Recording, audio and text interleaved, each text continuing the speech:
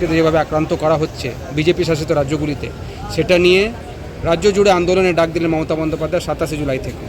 2018 সালে উর্দু নয় বাংলার শিক্ষক চেয়ে যখন দাড়িভিটের ছেলেরা আন্দোলন করছিল, তখন তাপস প্রদীপকে গুলি করে মারার সময় বাংলা ভাষার কথা মনে পড়েনি? বিপ্লবের বুকে গুলি লাগার সময় বাংলার কথা মনে পড়েনি? তাদের মৃতদেহ দুটো আজকেও তাদের পরিবার মাটিতে পুঁতে রেখে দিয়েছে, এখনো দাহ সংস্কার করেনি। তারা বিচার চায়, সেই বিচার মুখ্যমন্ত্রী দিতে পারে। বাংলাদেশে তো সব লোক বাংলায় কথা বলে, তাহলে সব বাংলাদেশিকে ঢুকিয়ে দিতে হবে পশ্চিমবঙ্গে? ধর্মশালা নাকি? দেশের আভ্যন্তরীণ নিরাপত্তাকে তৃণমূল কংগ্রেস কম্প্রোমাইজ করছে।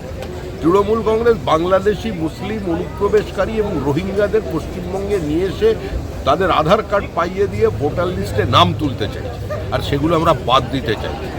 বাংলার মানুষ এই চক্রান্তকে, এই ভোটের ভিন্ন রাজনীতিকে মেনে নেবে না।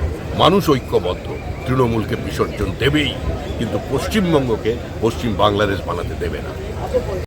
বিজেপিকে উৎখাত করতে এবার তিনি বলছেন কি দিল্লিতে তিনি আসবেন এবং 26-এ কিছু হবে না আপনাদের। বাংলাতে যা পরিবর্তন হওয়ার সেটা হয়ে গেছে 2011 সালে। 2011 সালে যেটা হয়েছিল সেটা পালা বদল হয়েছে, গণতন্ত্রের পুনঃপ্রতিষ্ঠা হয়নি।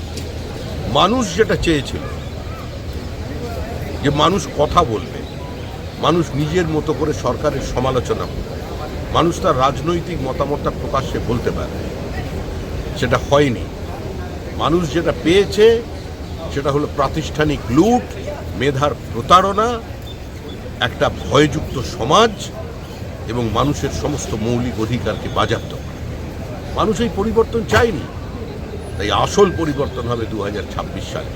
মুখ্যমন্ত্রী দীর্ঘজীবী হন, তিনি শতায়ু হন, কিন্তু তার জীবদ্দশায় তিনি কোনোদিন দিল্লির পরিবর্তন দেখে যেতে পারবেন না।